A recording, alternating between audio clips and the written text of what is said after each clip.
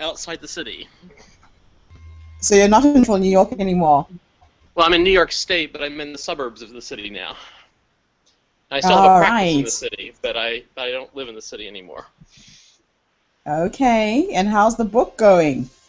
I've got my draft of it. I'm doing my editing of it before I send it off to my editors. Awesome. So it's all coming together slowly, but Yep. getting there. Yep. And all of the dramas with regards to work have kind of cooled down. For the most part. I mean, the places are fairly stable. We still have a lawsuit going about where they did all the damage, but I'm letting the lawyers fight that and try to stay out of it as much as I can. Oh, wow. That is challenging. But you'll get through it. Yep. What else did you do? Oh my gosh. Yeah, I haven't seen you for a long time. I wondered what happened. Yeah, actually, I hadn't been getting straight any of the contacts about it, and suddenly I just was checking through my email, and it's like, wait a minute, that's only a minute old, saying join us on the Hangout. So I thought, let's just see if that's really happening. I just wanted to see who's out there. I haven't done any of the hangouts for a while. It's just good to be able to reconnect with everybody. Yep. But we've made some progress. Quite a few people have published. It's really exciting.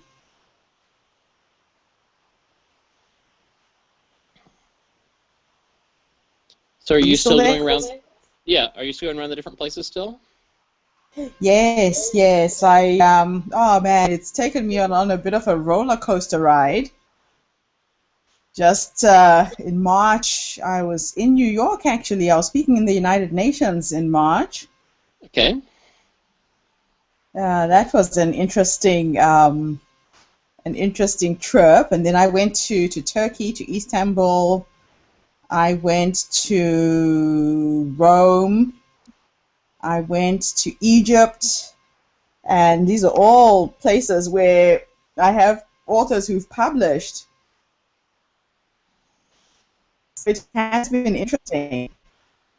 Yeah.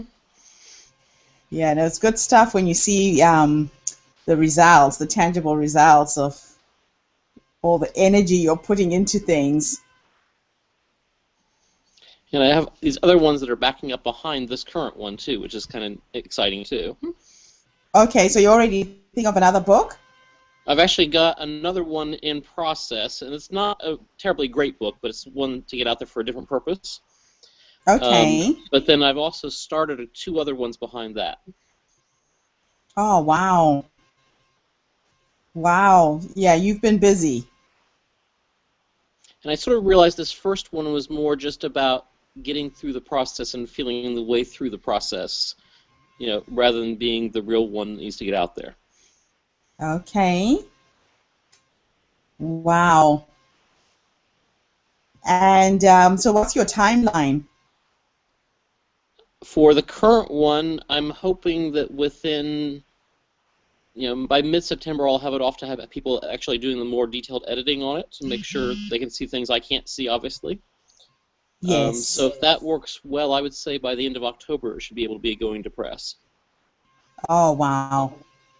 Do keep me posted. It'd be nice to see the results. Yeah. It would be good to see what you've actually managed to pull off.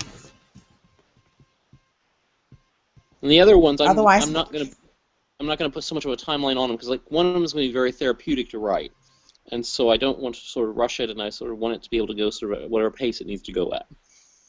Okay, so you're taking your time on that. Yeah. And how's your sister? She's doing well. She's had run into some challenges. She changed her job, and her husband got involved in another motorcycle accident. Oh, no. So he got injured again, so now she's doing all the caretaking for him. Oh, that's sad. Yeah. And that would be challenging, too.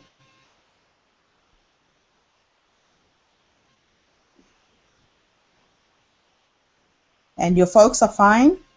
My mom's doing well. My dad's deceased, so,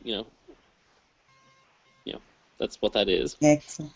But my is mom's that doing recent? well. About 6 years ago. Okay. He came out to New York to visit me for Father's Day and ended up dying of a heart attack out here. Oh, are you serious? Yeah. He probably had a heart attack the whole way driving, the whole 700 miles as he drove. He probably had a heart attack the whole way out. As he And was by the time we got him coming. to help and him willing to get help, it was too late. But we went through several weeks of, torture with the hospitals around that. But, they did everything they could try, so. Yeah, yeah. Well, I guess sometimes these things have timing. It's all about divine timing. Mm-hmm. But you got to spend some time with him, obviously, because he was there with you. Right. And it was interesting because I always thought that I was going to be dumping my sister into being the one taking care of my parents, when the time came. Yes. And it turned out that he was actually out here, and I was then the primary person, on the scene, which was interesting. Wow.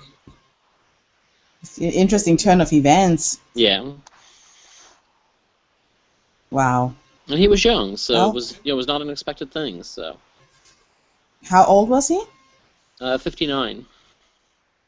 Oh, goodness me. Yeah, he was young. He was young. Makes it quite challenging then. Yep. But you just have to let go of it, I guess. I think that's part of what has made it hard for my sister to do her writing, because she's basically trying to write a book about him, or about things from his life. And that's hard now for her because all the memories still keep coming back, and she's not yet healed enough through those probably to do that writing yet. Very, very sad. Yeah. Yeah, it's a process, and the thing about grieving is that it takes its time. It does, and you have to do it in your own way too. Done. She can't do it the way I've done it, and we all have our own ways that way. So. Yes. It's the thing, matter of taking it one day at a time. Yep. Wow. Otherwise, what else is happening in your life? I've advanced the work I'm doing at the hospital more, so I'm now actually training new chaplains, which is an exciting development. Oh, wow. My practices, I've now got some residents working for me, and I've launched a program in the Bronx where we're going to do things at a very low fee to be able to try to get people into counseling who would not otherwise cross that barrier. It won't make me money, but I think it's a good thing to do for that community. Yes. Yes, oh wow. So your life is taking quite a twist and turns. Yeah, and the other therapists in the area I've had numerous people send me very nasty emails about it. Why is that? You're destroying the field. If you're going to only charge, $20 or $30 for a session, how are we going to be able to make a living? I'm like, you're not coming to the Bronx anyway, so what are you complaining about? Yeah, what difference does it make? If you would come to the Bronx and we could charge the higher fees, that would be one thing, but the people here can't afford it, and no one else is coming here to serve them. So if I can do a program that will allow them to only pay $20 or $30 for a session, and we can actually get them to start getting counseling in that area, then I think that's a positive thing. Oh, man. But I'll take the hate mail, Oh, my goodness. How interesting is that? Yeah. So people actually don't want you to be charging less. Right, because they feel it's going to undermine them as professionals. They're not going to be able to charge higher to be able to make a living off of it. I'm thinking, these people weren't going to see you at $100 or $200 anyway, so it really doesn't matter what you're charging. They're not going to do it. Oh. They can't afford to do it. I mean, the Bronx is one of the most impoverished counties in the country.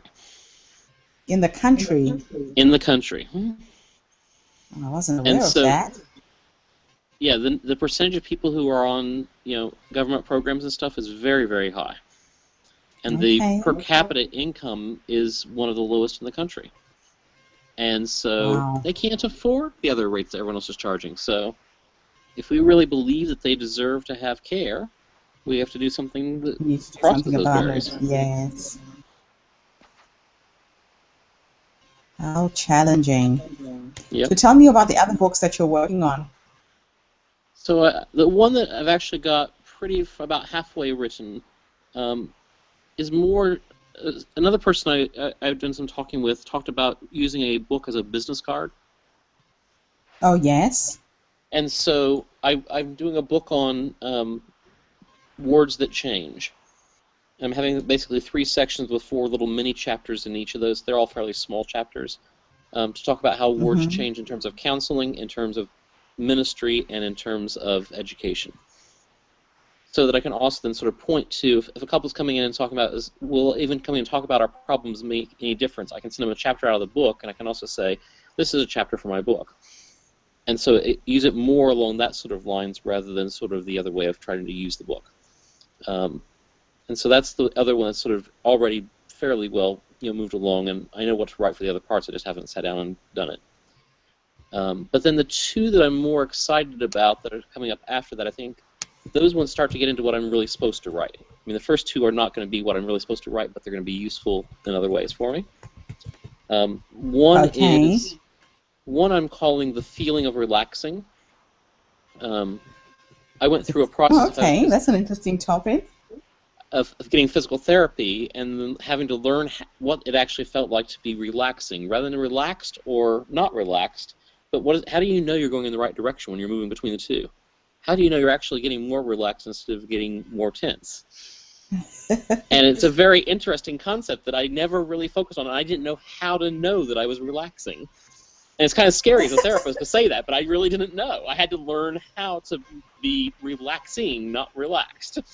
Yes. And so from that, it also has really taught me, and I started doing some experimentation with some of my clients at the same time, that so often we focus on what's the end result or where are you at now, but we never really talk about what does it feel like as you take the next little step. How do you know you're moving in the right way? And so using that sort of as a metaphor, the whole thing is a metaphor of how you should actually worry about trying to make change in your life. You should be thinking, not am I at the final goal, but am I just moving in the right direction? And so I'm sort of using that as sort of the basic premise of the book. That's an interesting way to look at life. Yeah, and no, therapists don't look at it that way either. And this is actually, I think, something that could be very helpful, for other counselors and therapists as well as people who are just reading it in general to sort of get that idea. So that's one of them. And the other one that's going to be more therapeutic for me is, are you familiar with Henry Nouwen? Henry Nouwen, no. Okay, Henry Nouwen was a priest who taught at Harvard, and he felt that he just wasn't doing what he was called to do. So he went to work with a mentally retarded community in Toronto. And he served his last several years living in the large community and really engaging as a chaplain with these people who had mental capacity issues. And he did a lot of reflection in his books about what he was seeing in life and what he was learning from them and all this sort of stuff. And he had a book out that was called The Wounded Healer. And that sounds familiar. Yeah, it's a very well-known book that way, and he did some very good work. And a lot of what he says in that book I think is true. But what I have found is that if I'm really wounded, I can't help someone heal from that point of woundedness. And I also, if I'm wounded, if I'm currently wounded, I can't help someone from my woundedness. It's only when I begin to heal that I can actually start to use that to help someone else in their healing. And if I've gone all the way through and I've totally healed and I've sort of got scars there, I can't heal from the scars either. So I'm sort of going to process through that and process some of my own ways of things that have happened in my life and how I've been able to help in those situations, and call it the healing healer. Wow. Wow. I like that. It's an interesting concept. Yeah. So this is what I mean, these 2 other ones being right on behind, I sort of say, this is what I'm really supposed to be writing. And the first one was more just to get your feet wet, get yourself moving. It's not a bad book, but it's not what I was really supposed to write. Right. And the words that change one, it's going to be good to have that to be able to use it for marketing and stuff, but it's not really, the inner pull on myself as a writer is not there. No. It's a marketing tool. But these other 2 that are coming up are ones that really pull on who I am, and it's that inner light speaking to me as I'm working on them. So, the warm-up has happened in the first 2. Oh, wow. Love it. I love it. Yeah. And it's funny how the content kind of evolves Yes. with time. Mm-hmm. Your content does evolve. It does. Interesting. Oh, wow. So who else have you been in touch with since? I had a little bit with Clarissa. Okay, she's in Uh, Chicago, right? yeah, in Chicago. At one point, I had contact. Who was the person down in Texas who also had the religious aspect? Ah, um, Devora. No. Oh, no, I mean, no, no. Deneen. Deneen? Deneen. Yeah, Deneen. I mean, I've Yes. had a lot of correspondence from Devora, but I really haven't talked to Devora. Okay, um, okay. and then I've had some communication with Steffi in the Oh, UK. Steffi in the UK. Yes, how's she Yeah. doing? She's getting married soon to her partner. Okay. So she's been doing a lot of things life-wise that way, and she had some challenges with Amazon not liking her books because of the Oh, content. why? I think the pornography aspect, they saw it was more as pornography rather than Oh, erotica. And there's that fine line between the two, and I've not read her work, so I don't know, where it sits on that stuff. I mean, it's not my thing that I particularly want to read, but you know, yes. but it is an area that I know people have difficulty in that genre of staying on the right Defining, yeah, side that's of, saying, yes. I heard that Amazon's getting quite sensitive to that. yeah. Okay, But she wow. seems to be very happy. I mean, I don't talk to her a lot, but I mean, she seems to be very happy in the things that she's posted or whatever. Yeah, no, I've completely lost touch with Steffi. Yeah, I haven't seen her for a while. The other people that I've kept in touch with are people on the East Coast, Okay. Demita and Lorraine, who Mm-hmm. were in the in the group in the very beginning, and of course most of the Australians we're still in touch. I go to Sydney quite a bit, so I get to meet them. Are you still doing Um, workshops over there?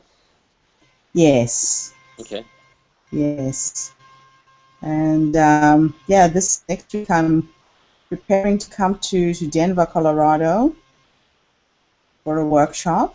Not that Okay. I'm running, but that I'm attending. Mm-hmm. And then maybe Glasgow. If all works out, I'm going to go to a health expo in Glasgow Okay. and hopefully connect the British, some of the British authors who've published as well. So out of that group of 100, 56 have published. That's great.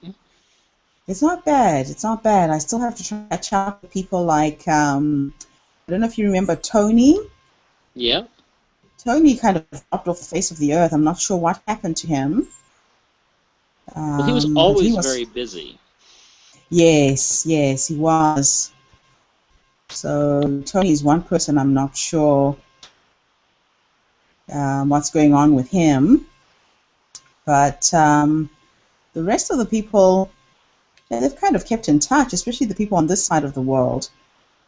I get to connect with them quite regularly, which is great. There's quite a few who I talk to almost on a daily basis.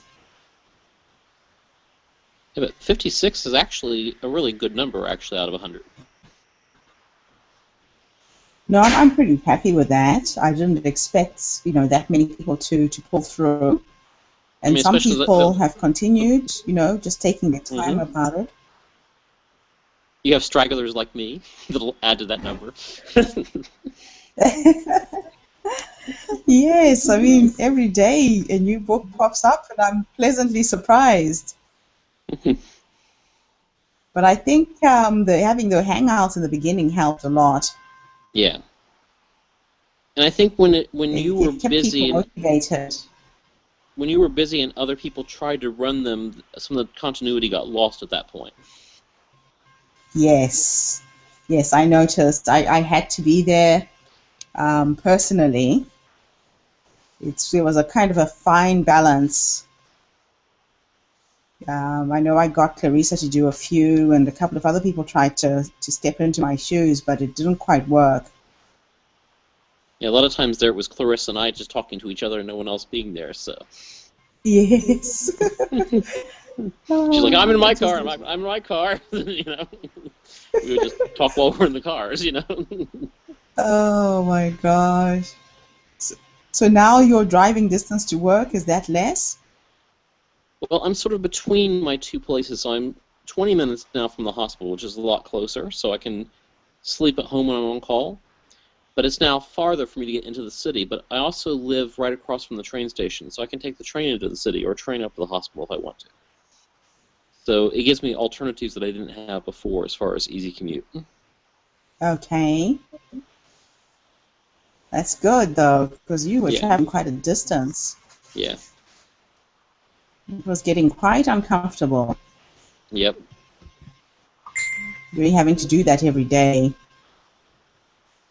And I really go felt into the for you. city now 3 or 4 days a week, and I go to the hospital a couple of days of the week. So it sort of gives me some balance between those things too. And having residents, they can cover some of the days I'm not there to be able to cover people who need to go in on those days too. So Oh, that's good. That's really good. Oh, wow. It's good to catch up because it's been Yep. almost 6 months since I last talked to you. yeah, it's somewhere around there. I don't know exactly how long, but it was before I moved here, so actually it was probably more than 6 months. I think so. I think so. It has been a while. The group has tried to keep going on Facebook. Yeah, That hasn't been too bad. I've seen some of the Facebook stuff there. That a couple of people are particularly active. Yes, Yeah. yes. There's some regulars who are posting all the time. And then you get the few here and there that kind of pop up every once in a while. We've got a lot of new people as well who've joined, Mm-hmm. which is great.